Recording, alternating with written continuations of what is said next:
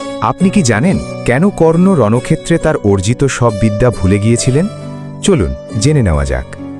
কর্ণ ছোটবেলা থেকেই একজন মহান যোদ্ধা হতে চেয়েছিলেন, তাই তিনি গুরু পরশুরামের কাছ থেকে শিক্ষা নেওয়ার সিদ্ধান্ত নেন। কিন্তু সমস্যা ছিল এই যে পরশুরাম শুধুমাত্র ব্রাহ্মণদেরই শস্ত্রবিদ্যা শেখাতেন। তখন নিজের স্বপ্ন পূরণ করার জন্য কর্ণ নিজেকে ব্রাহ্মণ পরিচয় দিয়ে তার কাছ থেকে শিক্ষা গ্রহণ করেন এবং কঠোর পরিশ্রমের মাধ্যমে তার প্রিয় শিষ্য হয়ে ওঠেন।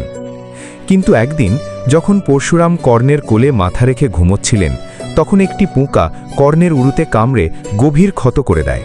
রক্ত ঝরতে থাকে এবং অসহ্য যন্ত্রণা হতে থাকে। তা সত্ত্বেও কর্ণ একটুও নড়াচড়া করেননি, যাতে গুরুর ঘুম না ভেঙে যায়।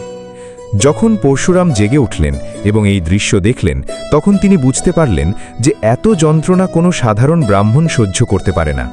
তখন কর্ণ সত্য কথা বলে দেন।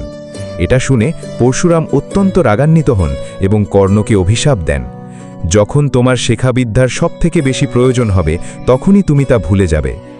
আর এই অভিশাপই পরবর্তীতে মহাভারতের যুদ্ধে সত্যি প্রমাণিত হয়। যখন কর্ণের রথের চাকা মাটিতে দেবে যায়, তখন তিনি যুদ্ধের মন্ত্রগুলো ভুলে যান এবং সেই মুহূর্তেই অর্জুনের হাতে বীরগতি প্রাপ্ত হন।